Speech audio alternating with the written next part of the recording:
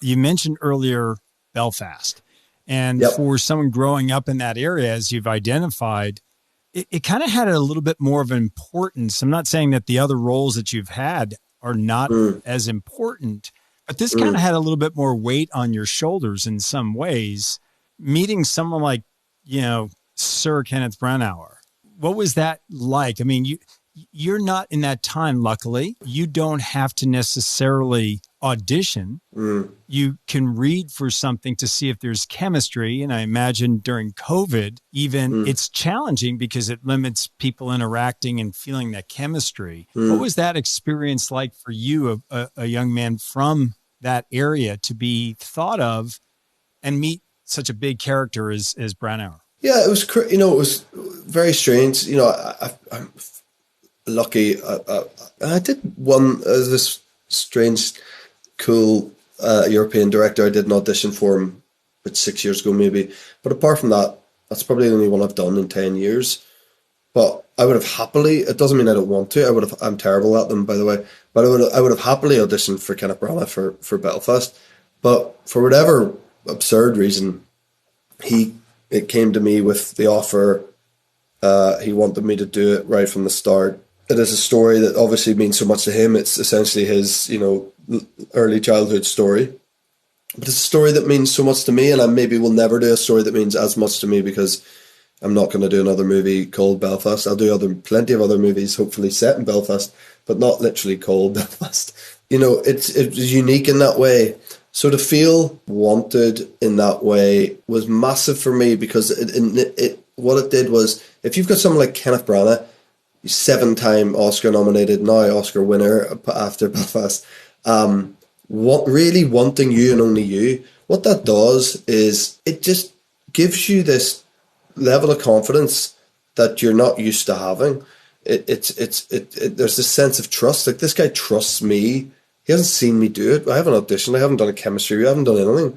He's based on what he's seen from my previous work. He trusts me and he only wants me to play this part. It's an incredible thing. Like, obviously I've done a lot of jobs like that where obviously I haven't auditioned and it's been given to me like that. But at that sort of level with someone like Ken and everything that he comes with, and he's such an actor. He's an unbelievable actor, obviously. He's multi-nominated as an actor for Academy Awards. So for him to, have that trust in me was huge, and it just changed the whole course of making the movie for me, just knowing that he wanted me there in that capacity, especially to pay someone so important to him, to portray his father, one of the most important people in his life. Obviously, it was a massive thing, and it was an incredible experience, and everything that's come after it has been incredible, and the whole award season and all of that, and how much love we got for it. It's I hope that I experience that sort of thing again, but if I don't, I'm glad I did, and with those people, because it felt like a real family, and I'll forever be grateful to Kenneth Branagh for that. You also have a very charitable side too. A lot of people here, say in California, are not as aware of your commitment to your charitable effort, which Mm-hmm. is pretty significant. I mean, you are a very philanthropic person, very family oriented, but also for really good causes. Just address a little bit about some of the things that are pet projects of yours. Yeah, I mean, I've been lucky. I've been patron to a couple of charities. And it's in the last decade that have meant something to me. One of them was a charity that my dad started, actually, and my dad was the president of right up, until his death just over a year ago, which was originally called NIMBA, the Northern Irish Mother and Baby Appeal, and it's to help parents with premature babies in Northern Ireland. So I was a patron of that for a very long time, and then a few years ago I became a patron of NIPANC, which is a Northern Irish pancreatic cancer charity. My mother died of pancreatic cancer, so that is something that's very close to my heart, and managed to raise a lot of awareness for it, and it's still in that terrible form of cancer. And it's not totally uncurable, but Jesus, it's close. And so raised a bit of awareness and money for that, which has been great. And you feel like you have some sort of platform and some sort of following, a literal following now that I know I didn't when we met. I wasn't on social media, but I cracked during lockdown, the first lockdown, and also felt there'd been enough distance away from 50 Shades that I could maybe creep back in there. I hover over the delete button on Instagram every day of my life. I truly do. I'm sometimes like, what am I doing? Like, why did but alas, I'm still in the game. But having that platform and that I do like your post, by the way. Yeah, they're a bit crazy. I'm a bit stupid. I always like look back at them and regret them. I'm like, well, they just come across like a total idiot. But I have a reach there, I guess, to a point. So if you can help out charities and with using that, then that's something I'll do, forever. Lastly, if you had to say to me, I've done all these different things. I'm kind of at the apex. I feel like I'm hitting my stride as an actor, producer, something in that space, but you were kind of wanting something to come across your computer, turn on, you're checking your emails, and this script comes across.